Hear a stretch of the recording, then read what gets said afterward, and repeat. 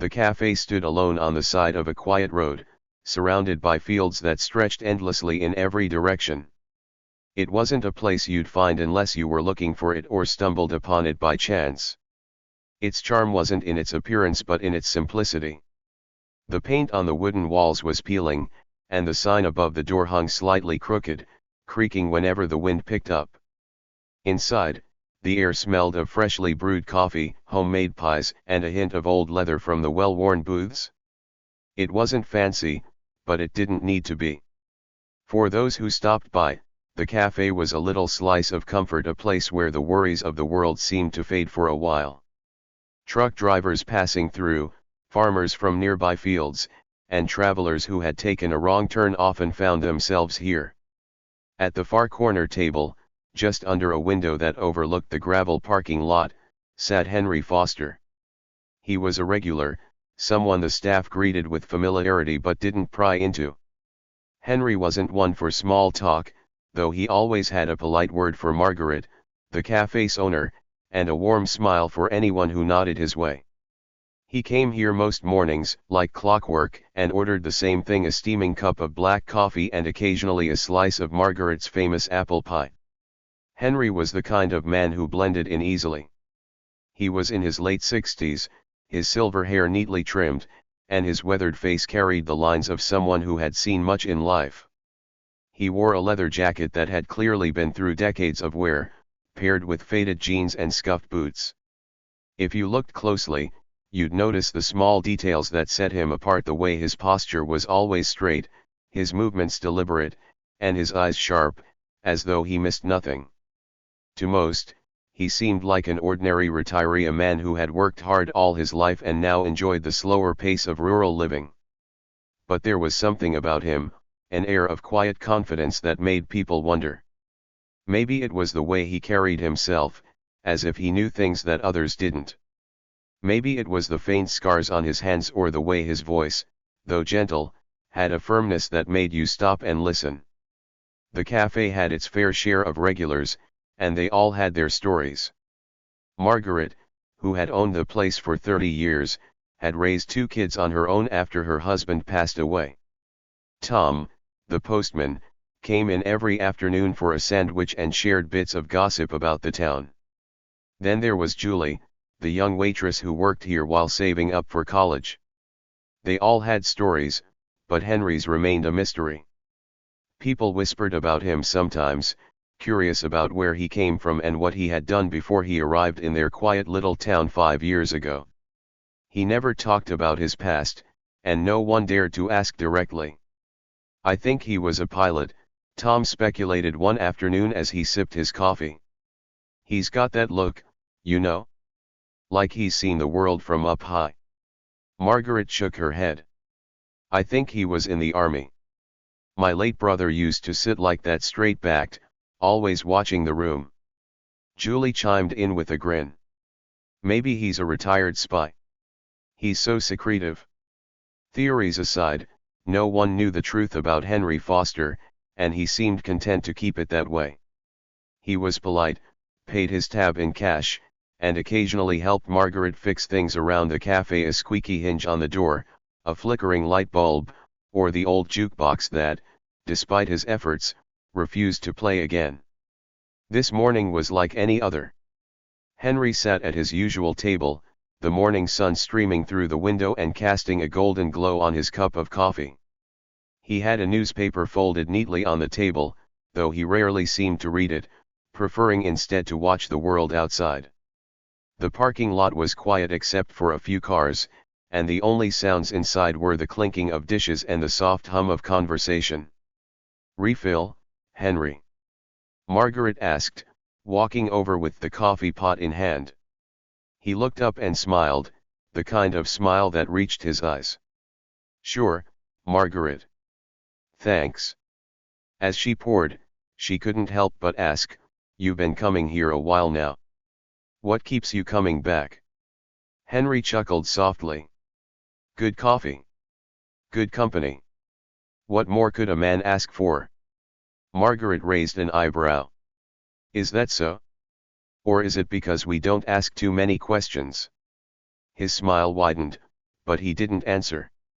Margaret knew better than to push further, though she couldn't help but wonder what his story was. Henry took a sip of his coffee, his eyes drifting to the window. A group of sparrows fluttered near the edge of the lot, pecking at crumbs someone had tossed out. It was a peaceful scene, the kind of moment that made you forget the chaos of the world outside. But Henry didn't forget. Underneath his calm exterior, his mind was always working. Observing. Analyzing. The habits were too deeply ingrained to let go, even now. His life had once been far from quiet, filled with challenges that required him to stay sharp and prepared for anything. He had earned this peace, but he knew better than to take it for granted. Henry's days often started the same way. He would wake early, long before the sun crept over the horizon, and take a brisk walk along the wooded trails behind his modest house. He liked the quiet of the early morning, the way the world seemed to hold its breath before the day began. His boots crunched over gravel paths as birds called softly in the trees above. By the time he arrived at the cafe, he had already completed his morning ritual, a series of stretches and exercises he never skipped, no matter how much time had passed since the days when they had been essential. It wasn't vanity or habit that kept him disciplined. It was simply who he was. And now, here he sat, in his favorite spot at Margaret's Cafe, a corner table that gave him a clear view of the room and the parking lot outside. He didn't think of it as strategic positioning, though anyone who had known him years ago might have called it that. For Henry, it was just a small comfort to know he could see who was coming and going. This morning felt particularly still. The sky was clear, with only a few wispy clouds floating lazily by, and the air inside the cafe was warm and inviting. Julie bustled between tables, balancing a tray of plates with practiced ease. She greeted Henry with her usual cheerful smile. "Morning, Mr. Foster," she said as she passed. "Anything besides coffee today?" "Not yet," Henry replied with a slight grin. "But I might cave and try a slice of that peach pie Margaret's been bragging about." Julie laughed. "You should. She's been talking about that pie all week. Says it's her best batch yet." Henry nodded, watching as she moved on to another table. He appreciated the friendliness of the place, but he also appreciated that no one here pressed him for more than he was willing to share. Small talk was part of the ritual, a way to connect without delving too deep. Still, even in this quiet setting, Henry's mind was always active.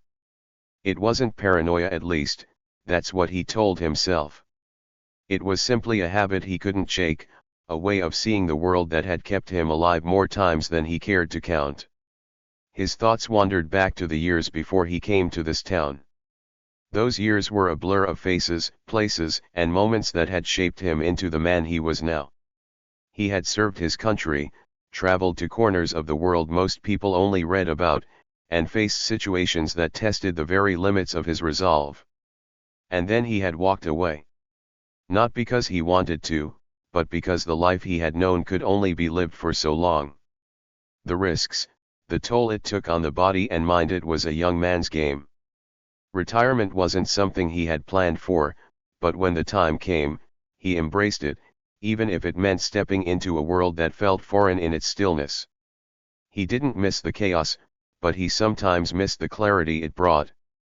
In the field, decisions were black and white split-second choices that could mean life or death. Here, in the quiet countryside, life felt slower. Not that he minded. He had found peace in the small things, the sound of the wind in the trees, the taste of a perfectly brewed cup of coffee, the warmth of a friendly smile. These were the things he had fought to protect, even if the people around him never knew it. As Henry sat lost in thought, the door to the cafe opened, letting in a gust of fresh air and the faint rumble of an engine outside. A young couple walked in, their hands intertwined, and took a seat near the window. Henry watched them for a moment, a small smile playing at the corners of his lips. It was moments like this that reminded him why he had chosen this town, this life. It wasn't flashy or exciting, but it was real. Margaret approached his table again, her hands on her hips. "You've been staring at that coffee like it owes you money," she teased. "Want me to warm it up?" "Please," Henry said, sliding the cup toward her. "And I'll take a slice of that peach pie, too." "You've convinced me." Margaret grinned. "You won't regret it." As she walked back to the counter, Henry's gaze drifted to the parking lot. A single motorcycle was parked near the edge, its chrome gleaming in the sunlight. He frowned slightly. Motorcycles weren't unusual around here, especially with the winding roads that drew riders from miles away. But something about this one caught his attention. It wasn't the bike itself but the way it was parked, angled just so, as if the rider had been in a hurry.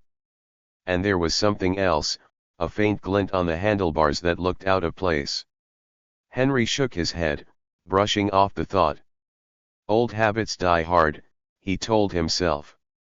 Not every detail needed to be scrutinized. Still, he made a mental note of the bike as he turned back to his coffee. When Margaret returned with the pie, he thanked her and took a bite. The flavors were rich and sweet, the kind of homemade goodness you couldn't find anywhere else. "This might just be your best work yet," he said, earning a proud smile from Margaret. "I told you," she said with a wink before heading back to the counter. Henry leaned back in his chair, letting the warmth of the pie and coffee settle over him. Outside, the sparrows had returned, hopping along the gravel in search of crumbs. It was a peaceful morning, like so many others he had spent here. But deep down, Henry knew peace was a fragile thing. It was something you had to cherish while it lasted, because the world had a way of changing when you least expected it. The quiet hum of the cafe was replaced by the thunder of engines as the bikers pulled into the gravel lot, their arrival as loud and brash as the men themselves.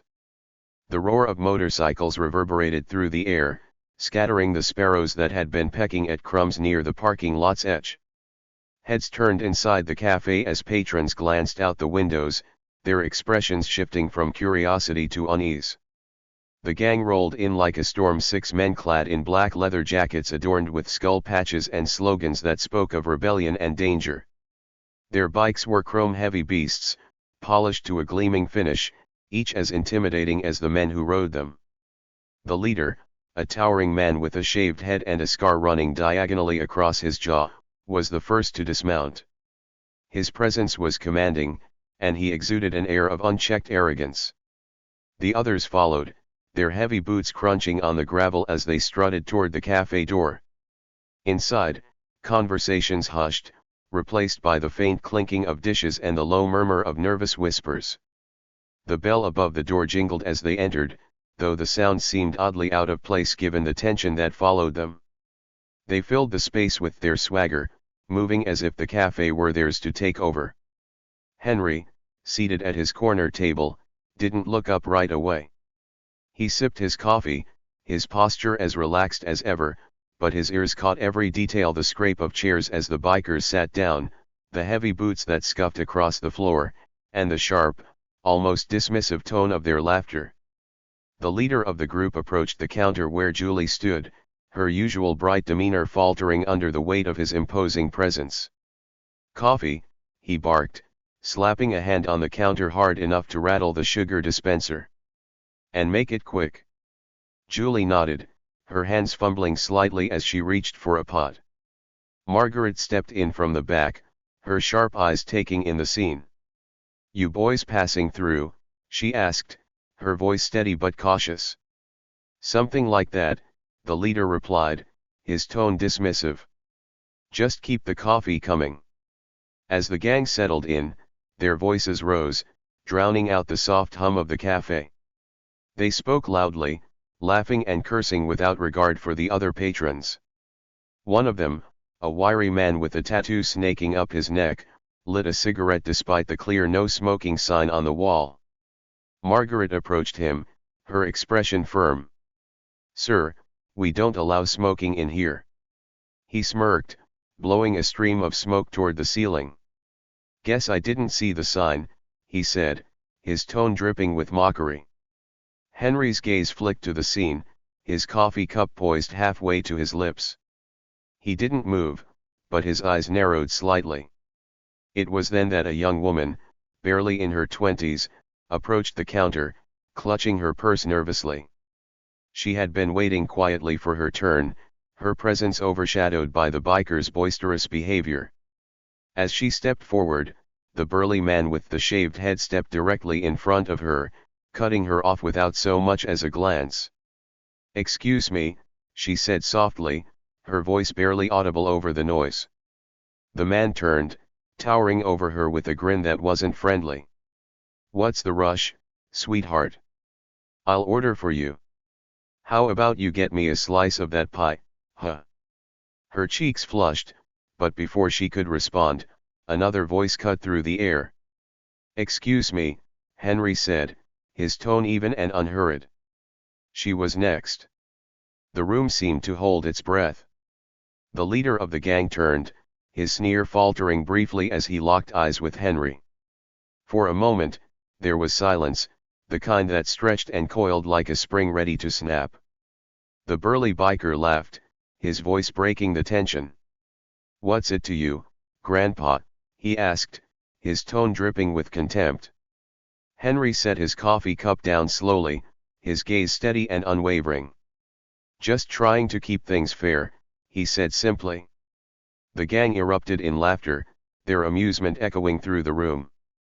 But their leader didn't join in.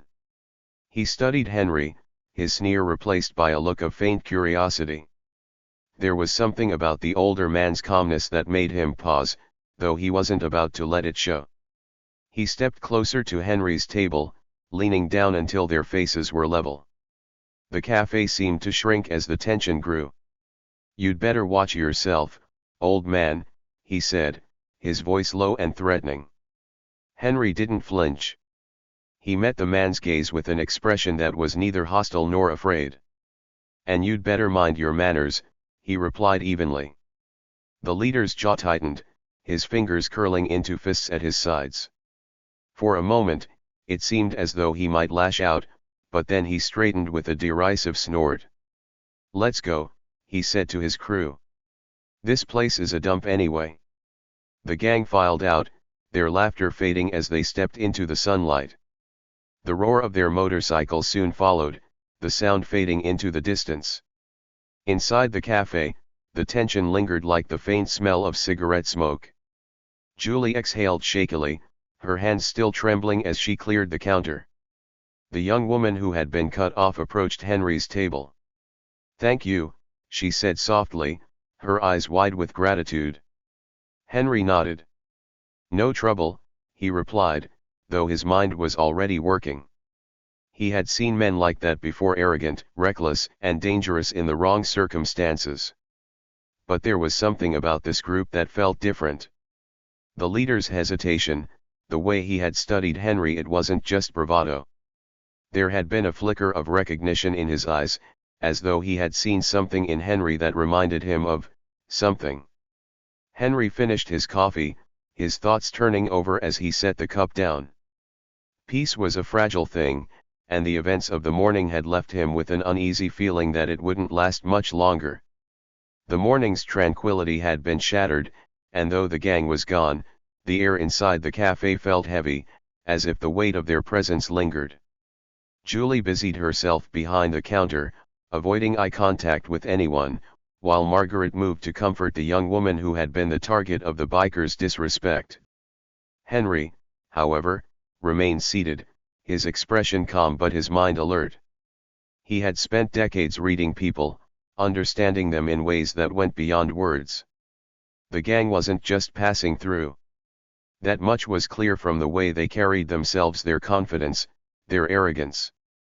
They acted like they owned the place, which usually meant they thought no one could stop them. But there had been something else in the leader's eyes when he looked at Henry, a flicker of recognition, perhaps.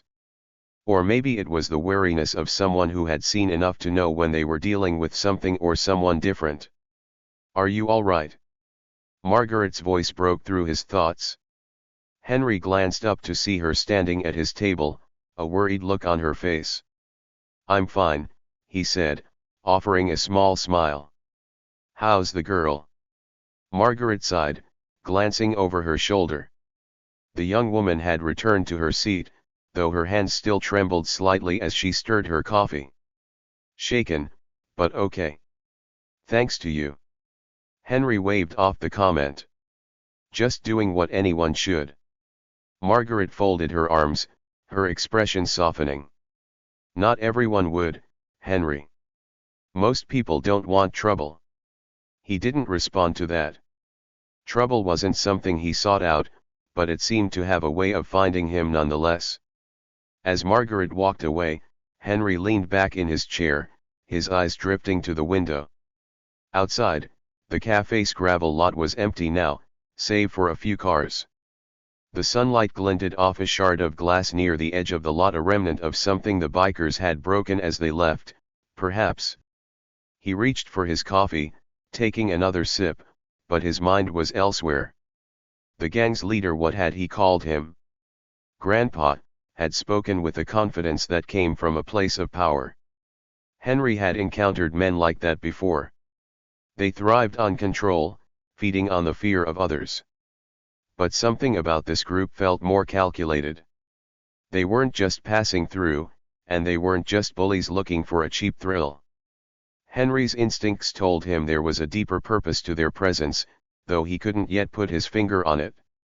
The cafe door jingled again, and Henry's hand instinctively shifted to his side, where an old habit had taught him to keep a weapon. But it was only an elderly couple entering, their cheerful voices cutting through the tension. He relaxed, though only slightly. "Mr. Foster." Henry turned to see Julie standing near his table, her hands clasped nervously. "Yes. Thank you for what you did," she said softly, her eyes darting toward the door as though expecting the gang to return at any moment. "Most people wouldn't have said anything." He nodded.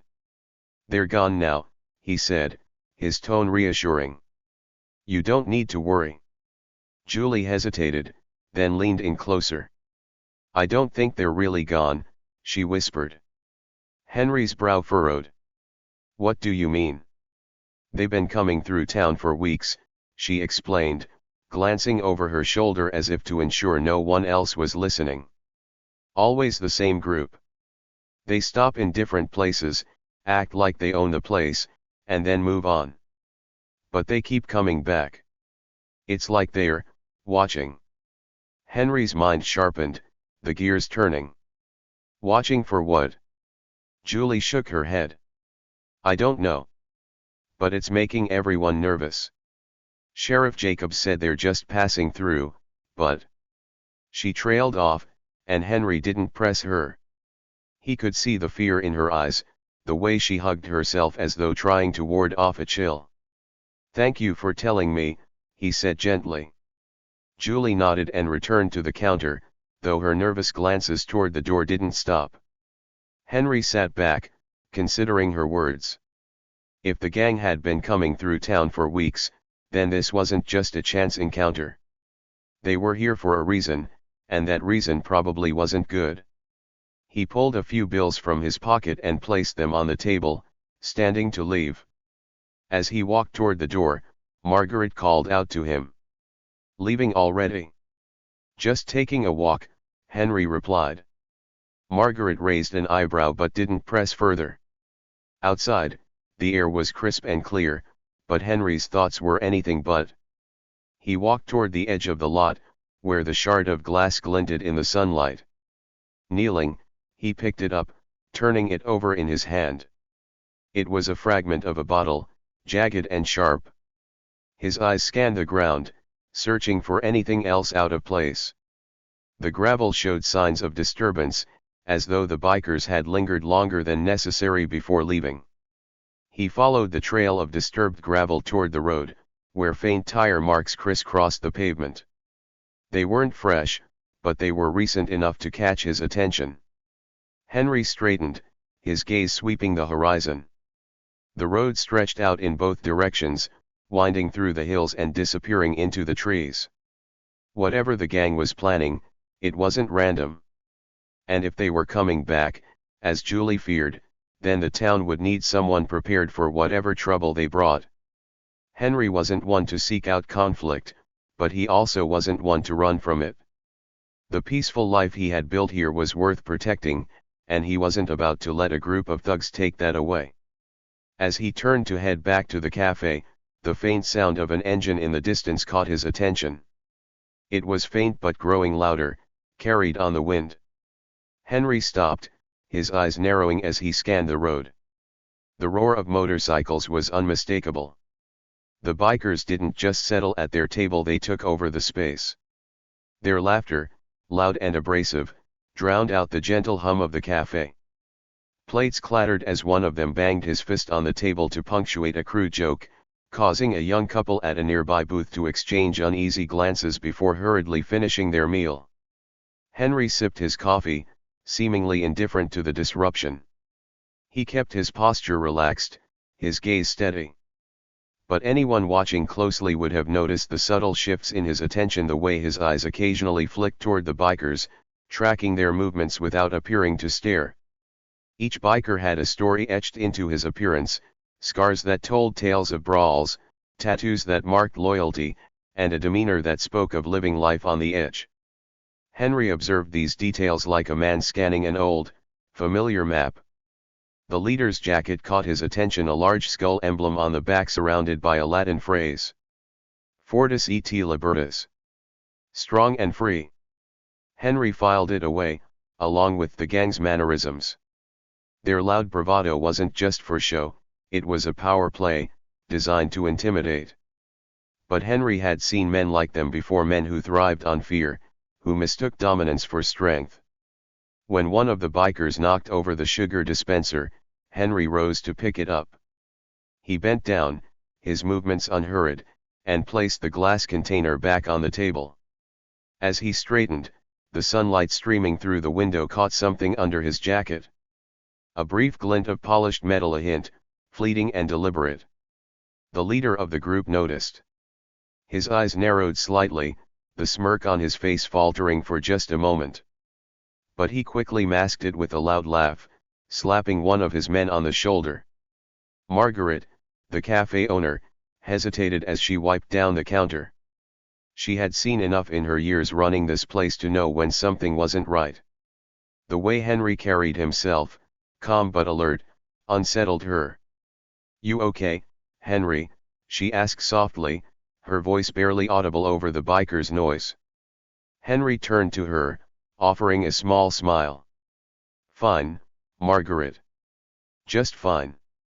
But his tone carried a weight that made her pause. There was a quiet assurance in his words, a confidence that didn't match his outwardly simple demeanor. The bikers eventually left, their departure as loud as their arrival. Gravel crunched under heavy boots, and engines roared to life. The tension in the cafe lifted slightly, though it left behind an uneasy silence. Henry remained seated, his coffee now cold. He didn't drink it. Instead, he stared at the table, his mind working through the morning's events. The gang wasn't just passing through, they had been testing the waters. Julie, the young waitress, approached cautiously. "They always cause trouble," she said, her voice low. Henry looked up at her, his expression unreadable. "How often do they come around?" "Every couple of weeks, maybe more," Julie said. "Always the same group. Always acting like they own the place."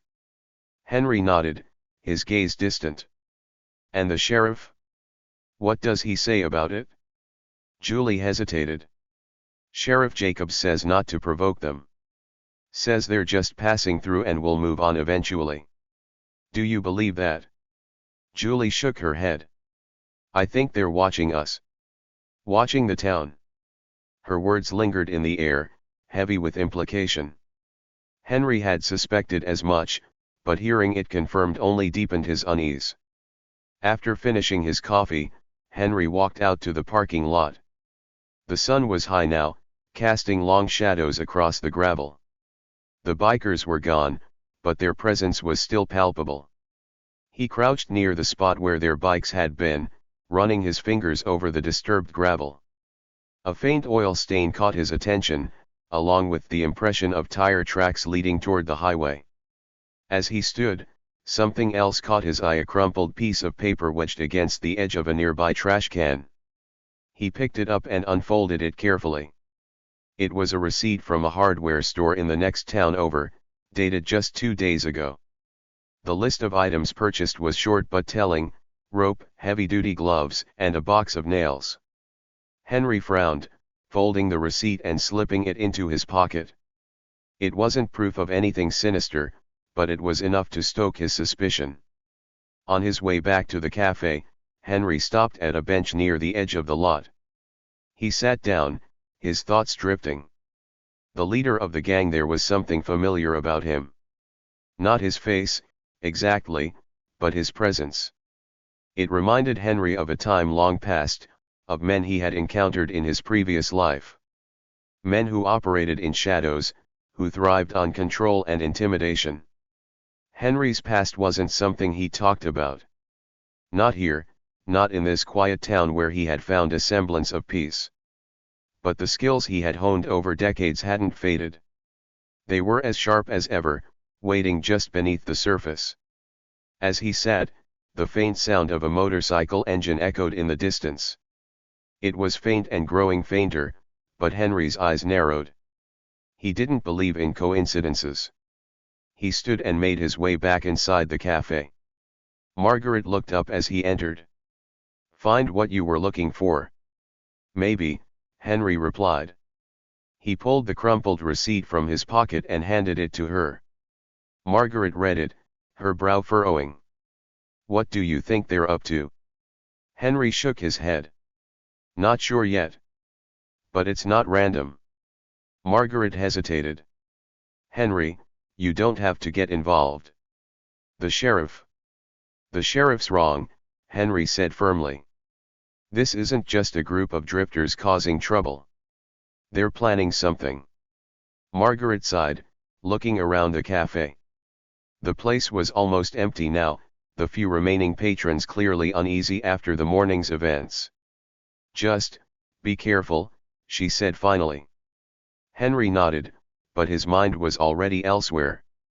The receipt, the gang's behavior, their repeated appearances in town, it all pointed to something bigger. And if no one else was willing to stop it, he would. Henry sat at the corner table once more, staring at the receipt in his hand. He turned it over, his thumb brushing against the faded ink. Rope, gloves, nails, ordinary items, but their combined presence on the list gnawed at him.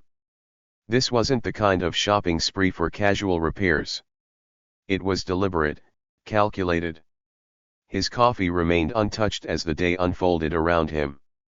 Margaret kept busy, cleaning the counter and wiping tables that didn't need wiping.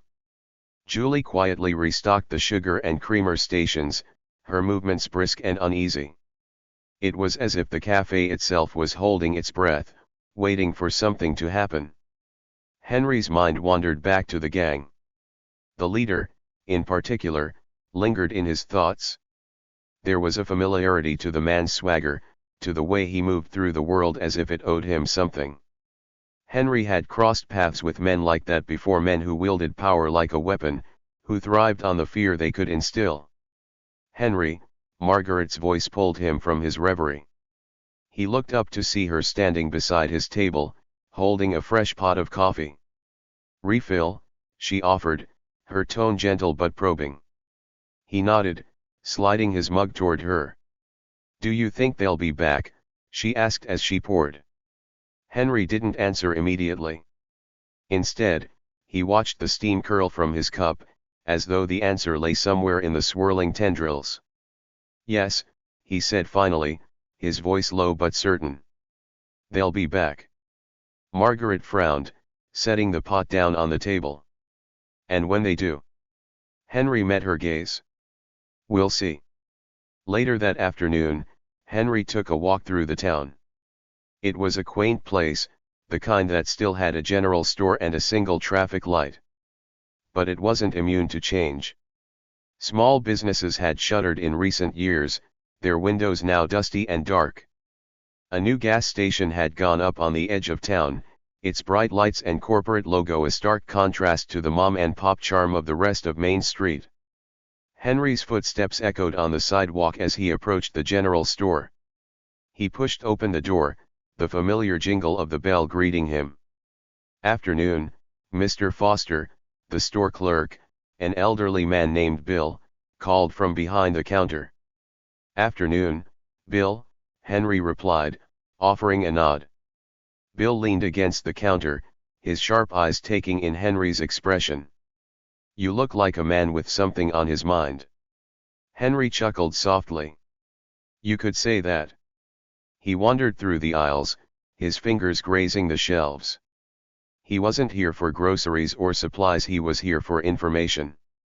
"Bill," he called over his shoulder, "you notice anything strange around town lately?" Bill scratched his chin, his weathered face creasing in thought. "Strange how?" Henry considered his words carefully. "People passing through. Folks who don't belong." Bill nodded slowly. "You talking about that biker gang?" Henry turned to face him, his interest piqued. "You've seen them?" "Seen 'em? They been in and out of here for weeks," Bill said, his tone tinged with frustration. "Loud, rude, the whole lot of 'em. Bought up a bunch of junk last time they were here, tarps, wire cutters, even a couple of crowbars. Asked me if I sold bolt cutters, but I didn't have any in stock." Henry's jaw tightened. The pieces were falling into place, and the picture they painted wasn't a good one. "You tell the sheriff?" he asked. Bill snorted. "Jacobs. That man couldn't find his own shadow at high noon. Told me not to worry about it, said they'd move on soon enough." Henry's lips pressed into a thin line. Sheriff Jacobs might have been content to ignore the problem, but Henry wasn't. "Thanks, Bill," he said, turning to leave. "Henry," Bill called after him, his voice unusually serious. Henry paused at the door, looking back. "Be careful," Bill said. "Those boys aren't playing around." Henry nodded. "Neither am I." As Henry walked back toward the cafe, his thoughts drifted to the life he had left behind. There had been a time when situations like this were his bread and butter, a time when he'd been called upon to handle problems that no one else could. He had been good at it, too. Too good, perhaps. His work had taken him to places he didn't care to remember, had forced him to make choices that still haunted him. When he finally walked away, it was with the hope of leaving that life and all its baggage behind. But life had a funny way of circling back. No matter how far he ran, trouble always seemed to find him. He stopped at the edge of town, where the road dipped into a wooded area. The sunlight filtered through the trees, casting dappled shadows on the pavement. In the distance, he heard the faint rumble of an engine, a sound he was quickly coming to associate with the gang. Henry stepped off the road and into the trees, his boots crunching on the underbrush. He moved quietly, his eyes scanning the horizon. The sound grew louder, then faded. Whoever it was, they weren't heading into town. Not yet. Henry crouched by a tree, his hand brushing against the ground. He picked up a discarded cigarette butt, still warm to the touch. Someone had been here recently, watching the road. He stood slowly, his mind racing. The gang wasn't just loitering, they were scouting, planning. Henry's jaw set with determination. If they wanted to play games, they'd soon find out they were up against the wrong opponent. By the time Henry returned to the cafe, the sun was beginning to dip below the horizon. The evening crowd had started to trickle in, mostly locals looking for a warm meal and a bit of company. Margaret was at the counter, chatting with a regular, but her eyes lit up when she saw Henry walk in. "Find anything interesting on your walk?" she asked. "Plenty," he said, sliding into his usual seat. Margaret leaned in closer, lowering her voice. "They'll be back, won't they?" Henry nodded. "Sooner than we'd like." Margaret sighed, her shoulders slumping. What do we do? Henry's eyes hardened. We get ready. The leader of the bikers froze mid-step, his smirk faltering as his eyes locked on the badge in Henry's hand. For a moment, there was silence, the tension in the air thicker than the exhaust fumes hanging over the lot. The laughter and bravado that had filled the space just moments before were replaced by murmurs of uncertainty among the gang. "Marine, huh," the leader said, trying to recover his swagger. His voice carried a forced confidence, but there was a flicker of unease in his eyes. "Big deal. You're retired.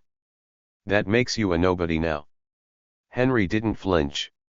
His steady gaze bore into the leader, the kind of stare that stripped away pretenses and laid a man's insecurities bare. "Retired doesn't mean incapable," he said calmly. "And it definitely doesn't mean powerless." The leader's sneer wavered again. "You think you can scare us with a little shiny badge and some medals? We've dealt with tougher than you, old man." Henry chuckled softly, the sound low and almost pitying. "You've dealt with rowdy bar brawls and back alley fights," he said, taking a step closer, his voice even. "I've dealt with men who would eat you alive without a second thought. You're not the first bully I've seen, and you won't be the last." One of the bikers, younger and less seasoned, nudged the leader. "Boss, maybe we should just go," he muttered under his breath. But the leader shrugged him off, his pride refusing to back down. "You don't get to tell us what to do," he snapped, directing his words at Henry. "We go where we want, when we want." Henry sighed, his patience visibly wearing thin.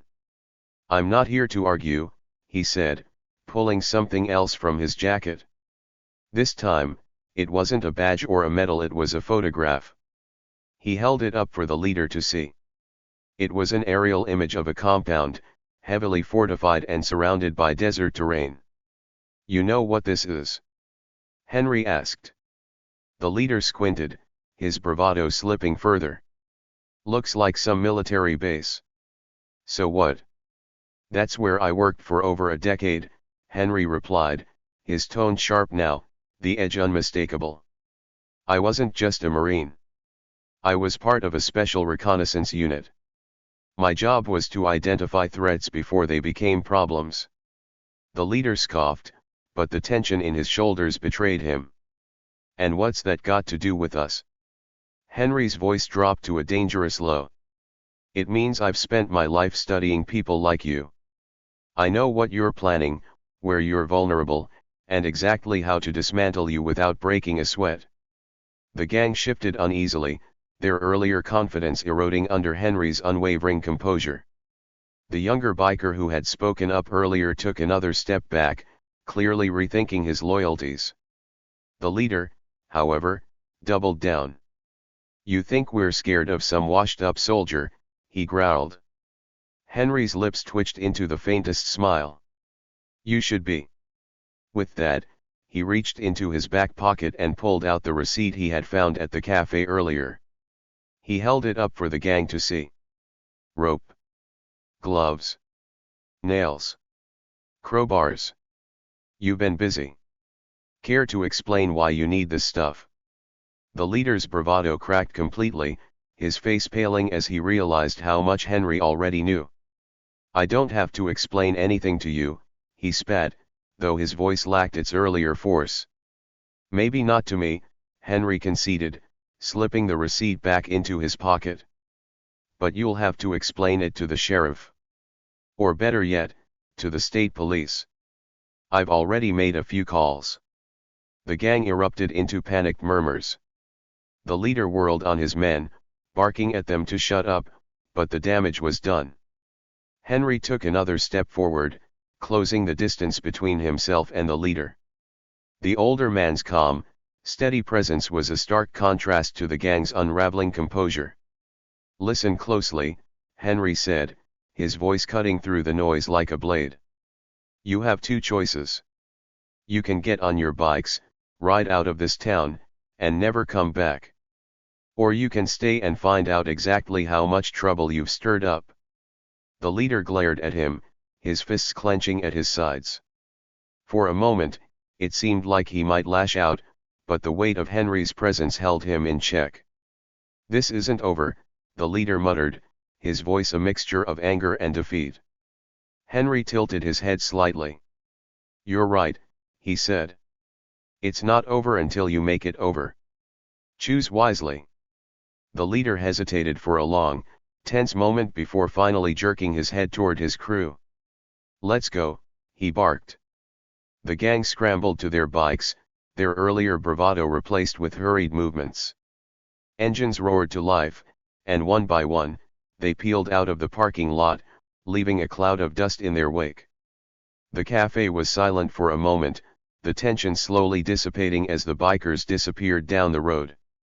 Margaret emerged from the doorway, her eyes wide with a mix of relief and awe. "You did it," she said softly. Henry turned to her, slipping the badge back under his jacket. "They'll be back," he said simply. "Men like that don't give up easily." Margaret frowned. "What do we do?" "We prepare," Henry said, his voice steady. "And next time, we make sure they don't get a second chance." Margaret nodded, her trust in him evident. "You're not just a retired Marine, are you?" Henry allowed himself a small smile. "Not quite," he said. And with that, he walked back into the cafe, ready for the next chapter of a battle he hadn't expected but one he wouldn't back down from. The sound of the motorcycles faded into the distance, leaving an eerie stillness in their wake. Inside the cafe, the tension was palpable. Margaret and the other patrons watched Henry with a mixture of awe and curiosity, unsure whether to applaud or remain silent. Julie, the young waitress, finally broke the silence. "Mr. Foster," she said hesitantly, her voice shaking, "how did you know how to handle them?" Henry's gaze softened as he turned to her.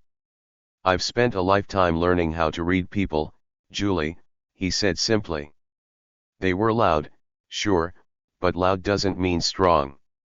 Men like that thrive on fear, not strength. Once you take that away, they crumble."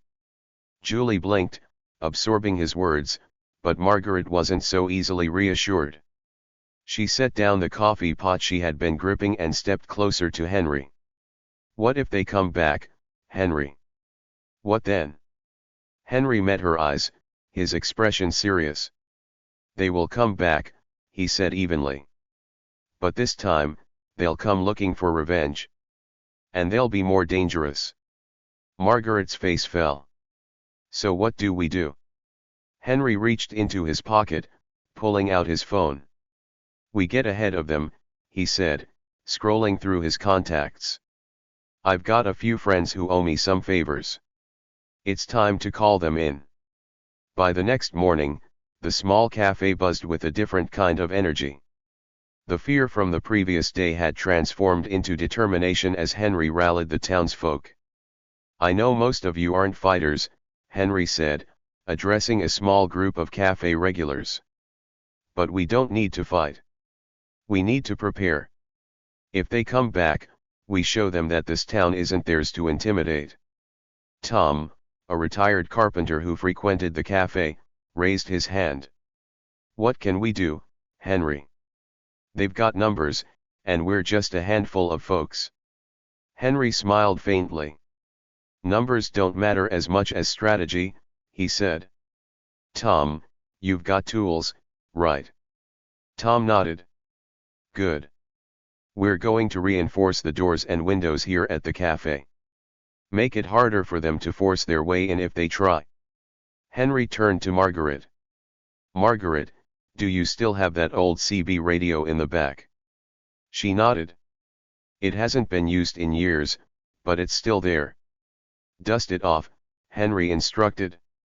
"We're going to use it to keep in contact with anyone who might spot them coming back into town." Julie spoke up next, her voice hesitant but resolute. "What about the sheriff? Shouldn't we let him know what's going on?" Henry's expression darkened slightly. "Sheriff Jacobs won't be much help," he admitted. "But I've already reached out to someone who will be." Later that afternoon, a black SUV rolled into the cafe's gravel lot. The vehicle's tinted windows and rugged frame hinted at a no-nonsense purpose. When the driver's door opened, a tall, muscular man stepped out, his military bearing immediately evident. "Foster," the man called, a grin spreading across his face as he approached Henry.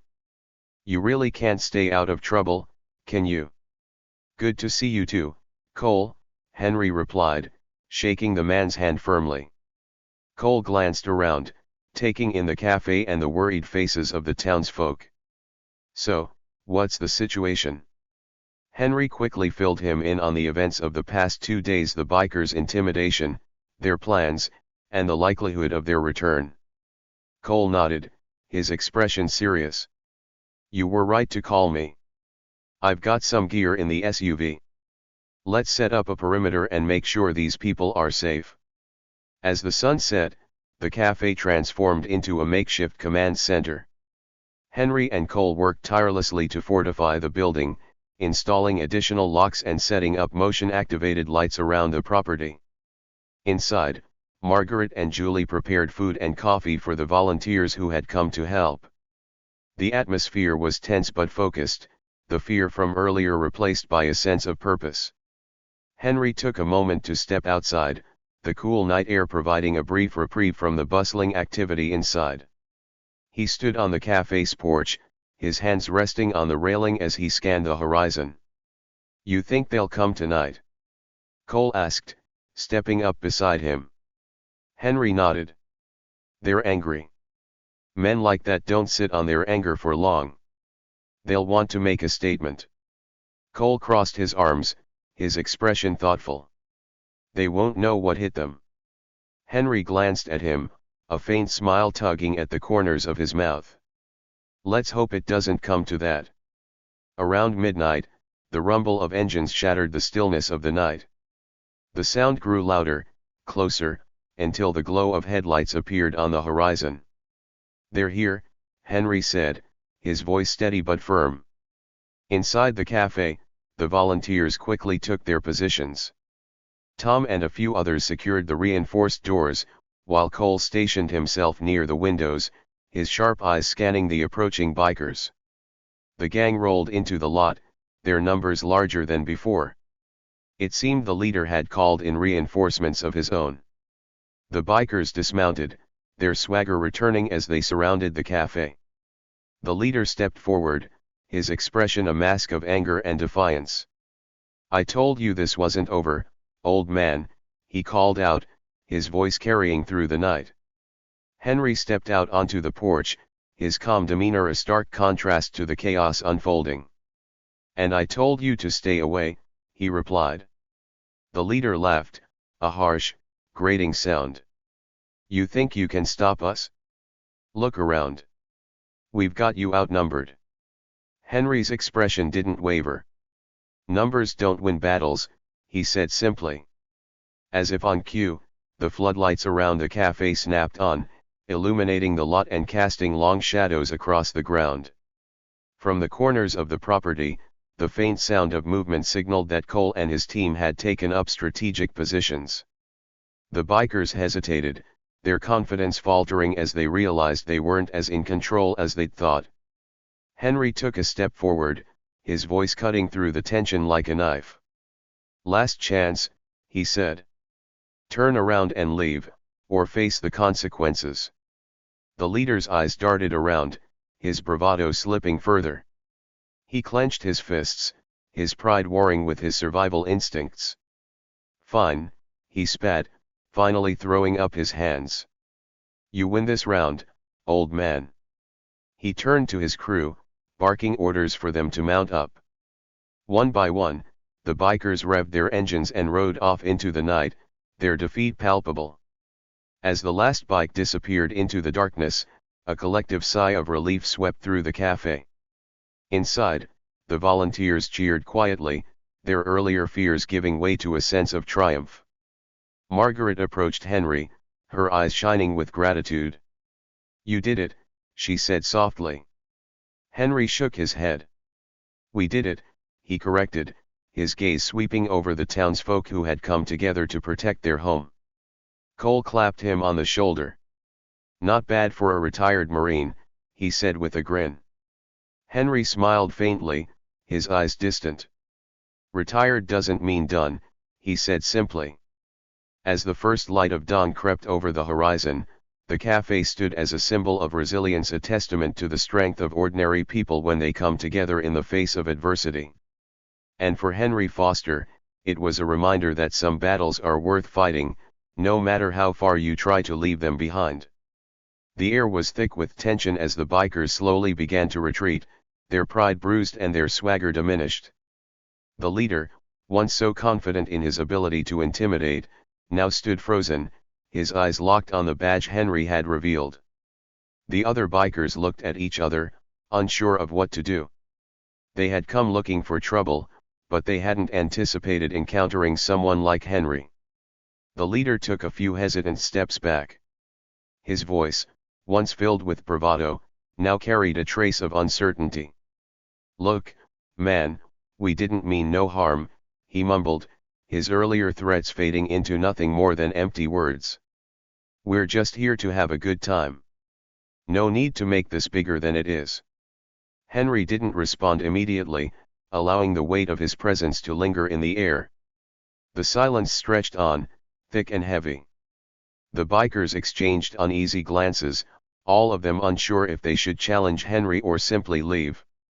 They were used to bullying people into submission, but this was different. They had underestimated the quiet, unassuming man who had once lived a life they could never truly understand. Finally, the leader sighed, his shoulders slumping. All right," he said, throwing his hands up in defeat. "We're leaving, no need to make a scene." Without another word, the gang turned, muttering amongst themselves. They mounted their bikes one by one, their earlier bravado evaporating into the cold night air. As they started their engines, the sound was a far cry from the roaring, confident noise they had made when they first arrived. Now, it was just the sound of men retreating in shame. Henry watched them go, his expression unreadable. He had made his point, and there was no need to say more. As the last of the bikers disappeared down the road, the cafe slot returned to its peaceful stillness. Inside, the atmosphere had shifted. The quiet tension that had filled the air moments before was now replaced with a sense of relief and quiet triumph. The patrons, who had once watched the confrontation with wide eyes, now shared smiles and soft laughter. The storm had passed, and in its wake, there was a sense of security that hadn't been there before. Margaret, who had been standing near the door, finally let out a breath she didn't realize she'd been holding. She walked over to Henry, who had turned to face the crowd of onlookers still gathered inside. Her hand shook slightly as she set a fresh cup of coffee on the counter in front of him. "You didn't have to do that, you know," she said, her voice soft, tinged with gratitude. Her eyes searched Henry's face, still trying to make sense of the man before her, the quiet retiree, who had just single-handedly stopped a group of intimidating bikers in their tracks. Henry smiled, his eyes crinkling at the corners as he accepted the cup. "Sometimes, you've got to remind people that respect is earned," he replied, his voice calm and measured. "No one gets to walk all over others, not in my town."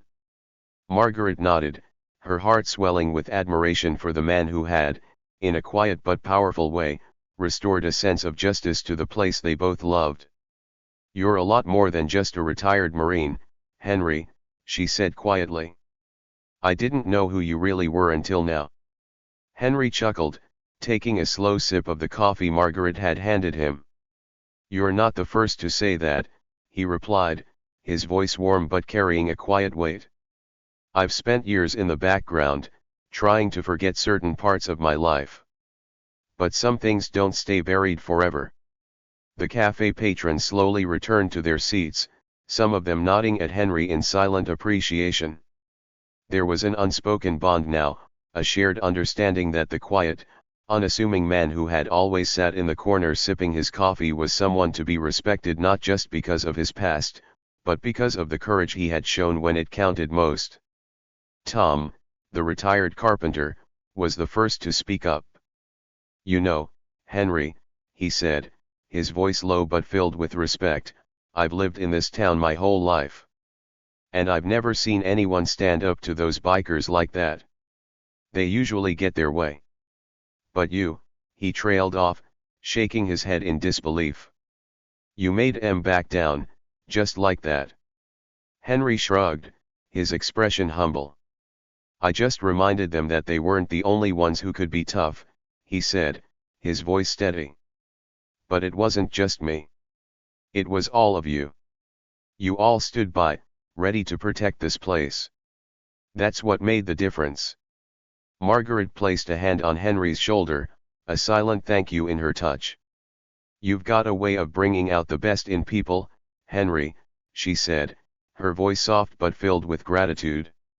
"This town owes you more than it knows." The cafe fell into a quiet hum, the patrons settling back into their routines. The morning was still young, and for the first time in a long time, the air felt lighter, the tension that had once gripped the small town now lifted. As Henry finished his coffee, he glanced out the window. The dust from the bikers' departure had settled, leaving only the soft, cool breeze of the morning in its wake. "Don't expect trouble again for a while," he said, turning back to the crowd. "But if they do come back, we'll be ready." Margaret smiled and nodded. "You've earned some peace, Henry. You've earned a lot more than just respect." The patrons of the cafe, many of whom had never known the full extent of Henry's past, now looked at him with a new understanding. He wasn't just the quiet old man who sat in the corner drinking coffee. He was a man who had lived a life full of experiences, some good, some bad, but all of them had shaped him into the person he was today. A person who, when pushed, would stand firm and fight for what was right. The bikers may have left town, but Henry's victory wasn't just about driving them off. It was about sending a message not just to the gang, but to everyone who had ever thought that fear and intimidation could rule. In that quiet, unassuming cafe, Henry had proven that sometimes, the greatest strength comes from standing tall when others expect you to shrink back. And as the cafe buzzed with life once more, Henry knew that this wasn't the end. There would always be more challenges ahead, more people who needed protection, more moments when courage would be tested.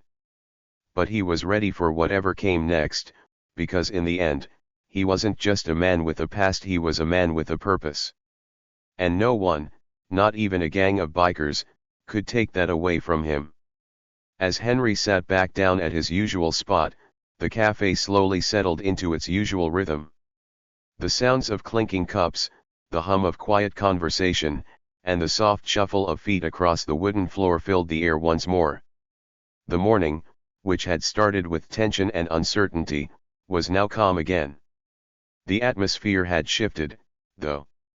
For those who had witnessed the scene with the bikers, one thing was clear: the quietest man in the room often holds the loudest story. It wasn't just Henry's past that spoke volumes. It was his presence. The way he handled the situation with such calmness and poise, without resorting to violence or shouting, was a reminder that strength wasn't always loud. Sometimes, it was the steady, quiet resolve of someone who had seen it all and knew exactly what needed to be done. As the regulars went back to their own conversations and routines, no one could shake the feeling that they had just witnessed something important. Margaret, the cafe owner, moved to the counter to wipe it down, her thoughts still on Henry. She had always known he was a good man, but today, she saw just how deep that goodness ran. It wasn't just about the kindness he showed others, it was about the quiet strength he carried with him. Strength that came not from muscles or power, but from years of experience and a life lived with integrity. Henry's simple, understated nature had always made people overlook him. The way he would sit in the corner, sipping his coffee without a word, made it easy for others to assume he was just another old man with nothing to offer. But that assumption couldn't have been further from the truth. Henry wasn't just an observer of life, he had lived a full one. And while the bikers had come in thinking they could intimidate him, they had learned that day that appearances were deceiving. Respect wasn't about what you wore or how loudly you spoke, it was about the character you carried. It was about how you treated others, even when no one was watching. Henry's actions that day had shown everyone in that cafe that true power didn't come from making others fear you, it came from standing firm when the world tried to push you down and showing kindness, even in the face of hostility. The bikers had left, their pride crushed by the man they had underestimated. But Henry didn't stand tall just to make a point. He did it because he knew that sometimes, standing up for what's right was more important than anything else. It wasn't about winning a fight, it was about making sure that respect was a foundation, not a privilege. For the cafe's patrons, that moment would be a turning point. They would no longer see Henry as just an old man sitting in the corner. They would remember him as someone who had the courage to face down fear and show that, no matter your age or appearance, you could stand tall in the face of adversity.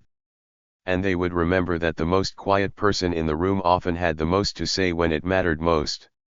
Later that afternoon, as the sun began to dip below the horizon, Margaret stepped outside to lock the door of the cafe. The air was cooler now, but it still carried the warmth of the day's sun. She glanced toward the road, where the dust from the bikers' departure had long since settled. A thought crossed her mind: maybe this town had been waiting for a reminder, a wake-up call. People had gotten used to the idea that some things just went unnoticed, that the quiet were easy targets, and that power belonged to those who made the most noise. But today, Henry had shown them all a different way. He had shown them that strength didn't have to be loud, that character didn't need to be shouted. And perhaps, in a world that seemed to value the bold and the brash, that lesson was more important than ever. As the last of the evening's light faded and the stars began to twinkle in the sky, Margaret couldn't help but smile to herself. The world might seem full of noise, but sometimes, the silence held the greatest strength.